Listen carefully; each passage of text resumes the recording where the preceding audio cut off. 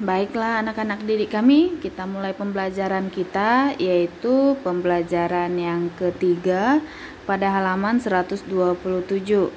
Baiklah, di sana ada sebuah teks yang berjudul Sang Arsitek, ya. Oke, kalau Ibu mau bertanya, arsitek itu apa? Oke, kalau arsitek itu orang yang merancang sebuah bangunan, ya. Oke, di sini ada katanya sang arsitek. Siapakah itu? Kita lihat sama-sama ya. Gambar itu dia adalah Frederick Silaban, ya. Kalau kita lihat dari marganya, kita tahu itu orang Batak, ya.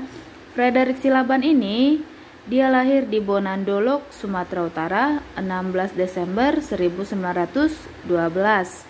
Ia adalah seorang lulusan Koningin Wilhelmina School, sebuah sekolah teknik di Jakarta. Oke, kemarin dia si Frederick ini dia mengikuti sayembara yang dilakukan oleh Insinyur Soekarno untuk mendesain maket Masjid Istiqlal, ya. Jadi dia mengikutinya dan dia lulus seleksi, ya. Dia lulus seleksi sehingga dia menjadi lulus seleksi dan memenangi sayembara itu, dan dialah yang menjadi arsitek dari Masjid Istiqlal, ya. Ini dia. Masjid Istiqlal merupakan masjid terbesar dan termegah di Indonesia yang dibangun pada tahun 1961 dan pertama kali dibuka untuk digunakan pada tahun 1978. Dengan demikian, diperlukan waktu 17 tahun untuk membuatnya. Jadi, si Frederick ini membuat atau merancang Masjid Istiqlal ini itu dilakukan dalam waktu 17 tahun sehingga selesai. Dan bukan hanya itu saja, bukan sampai di situ saja karya si Frederick ini. Dia kemudian dengan usaha yang gigih dan pantang menyerah, dia membuat karya-karya lain, ya, karya-karya lain. Sampai akhir hayatnya, dia dapat merancang 700 bangunan di seluruh Indonesia. Apa itu?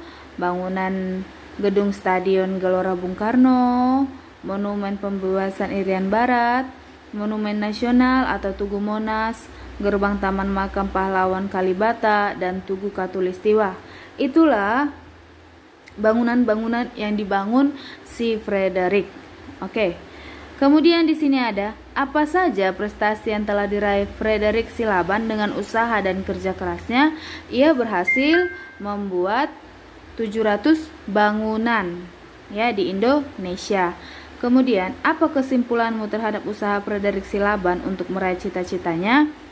Kesimpulan kita itu dengan usaha dan kerja keras kita dapat meraih cita-cita yang kita inginkan. Oke, itulah tentang si Frederick Silaban. Kemudian di halaman 130, perhatikan gambar tempat ibadah umat beragama di Indonesia di atas dengan seksama. Dapatkah kamu menjelaskan gambar-gambar di atas? Apakah tempat-tempat ibadah itu ada di daerahmu? Oke, sebagian besar tempat ibadah ini ada di daerah kita. Gambar yang pertama itu gambar untuk umat Islam, ya, tempat beribadah umat Islam. Kemudian yang kedua untuk agama Kristen. Kemudian yang ketiga untuk agama Hindu. Kemudian yang keempat untuk agama Buddha. Kemudian yang kelima untuk agama Konghucu. Oke. Apakah nama-nama tempat tersebut? Nanti itu akan Ibu kasih tugas untuk kalian, ya. Oke, kemudian setelah itu kita akan melanjut pembelajaran. Di sini ada sebuah peta, yaitu peta Indonesia, ya, yang ada Sumatera, Jawa, Kalimantan, Sulawesi, Nusa Tenggara, Maluku, Irian Jaya, ya, dan Bali. Di sini ada persebaran sumber daya alam hayati. Apakah itu sumber daya alam hayati? Sumber daya alam hayati itu tumbuhan dan hewan, ya, tumbuhan dan hewan. Di situ kita tahu ada beberapa hasil dari daerah itu, sumber daya alamnya hewan maupun tumbuhan, ya. Jadi inilah dia persebaran sumber daya alam hayati di Indonesia. Kamu bisa membacanya sampai halaman 133. Nanti Ibu akan kasih tugas kepada kamu. Kamu akan mengerjakannya dan kamu kirimkan ke WA pribadi Ibu, ya.